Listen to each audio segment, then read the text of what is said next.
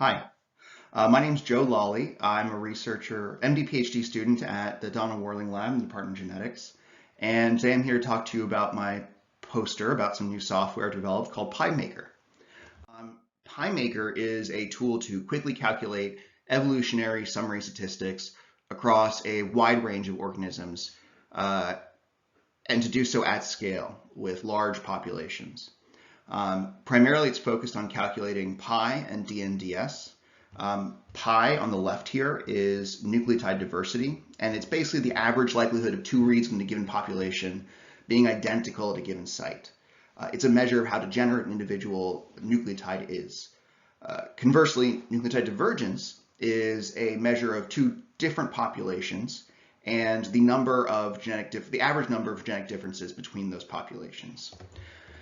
Employing something called a McDonald-Kreitman test, we can leverage these statistics to gain a sense of the direction and strength of natural selection at any given site. Looking at the example on the right here, we have a population of viruses with low genetic diversity, and over time we can imagine a few different scenarios.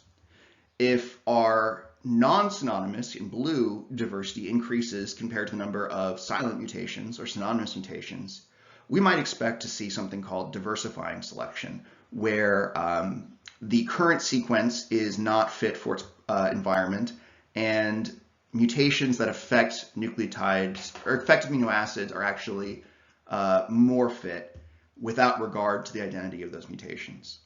And note that whether this can happen at one site or at many sites, and that would affect the DNDS statistic.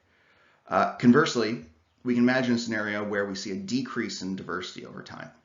That would indicate that there's some sort of strong selective pressure acting on the nucleotide sequence at that site. If we see a decrease in diversity, that would be indicated by we have less diversity at non-synonymous sites compared to our expected evolutionarily neutral synonymous sites. Now, that could happen for two reasons. Either we have purifying selection, where the current virus is incredibly fit for its environment and any changes are actually less fit. Or we could expect positive selection, where the virus is fit for its environment or not, but there is a novel mutation that has a large fitness advantage and quickly sweeps to dominate the population. These are two very distinct scenarios, and we need both pi and pi-s and DNDS in order to distinguish between them.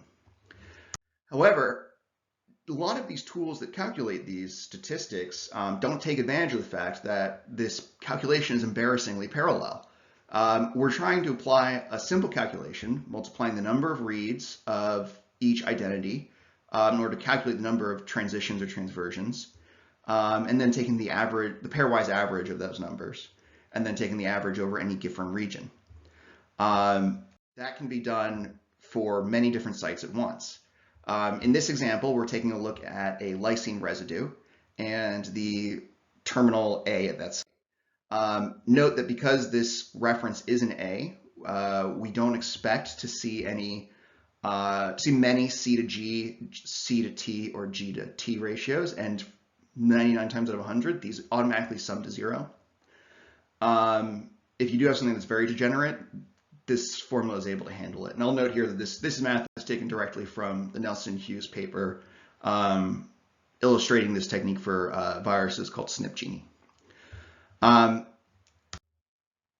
You can also apply this math to synonymous or non-synonymous sites alone, simply by only considering reads that correspond to changes that are either synonymous or non-synonymous.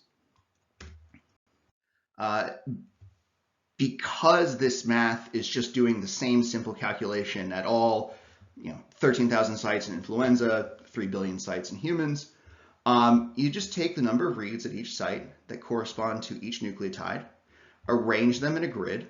You can stack samples as well, and then you can take advantage of vectorized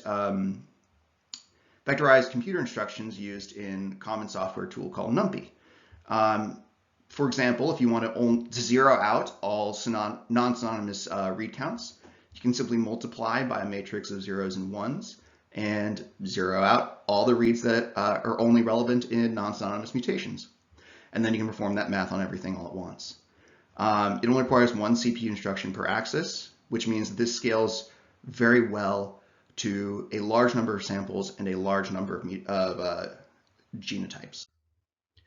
For example, over here on the right, you can see that for something like influenza, PiMaker is able to load the entire genome into memory at once, and even running 332 samples, it's able to do all of those samples all at once.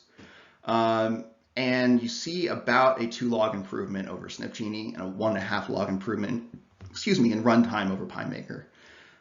Furthermore, this does scale well to larger genomes like tuberculosis, where it's able to calculate for 19 samples in 14 seconds, and you're able to apply these statistical methods to larger organisms like Drosophila.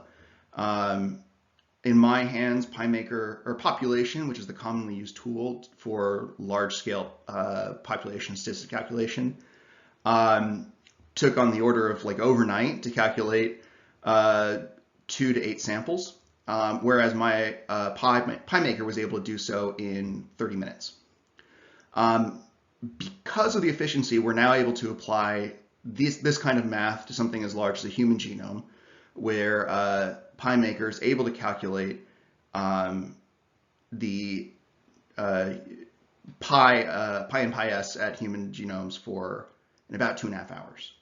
Additionally, custom file formats are bad, and I don't like them, and so this reads in a VCF file, a GTF file, and a FASTA reference. It is accurate. It is able to largely replicate, in this case, SnpGenie's math on a population of viral samples. So I think there's a great deal of potential applications for this beyond viral and microbial evolution.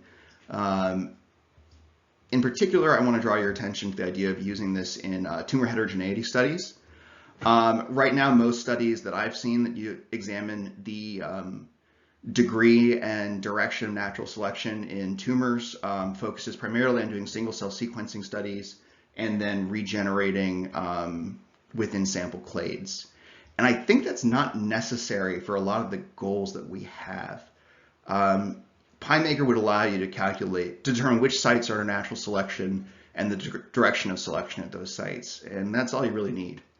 So there's a few more improvements on speed to do, but overall, I want to thank the Medical Scientist Training Program here at the University of Wisconsin, my mentors, for allowing me to turn this tool that I developed for an influenza study into something that I think has large-scale applications. And if you have any questions, feel free to reach out to me on GitHub. Thank you, and enjoy making your pie.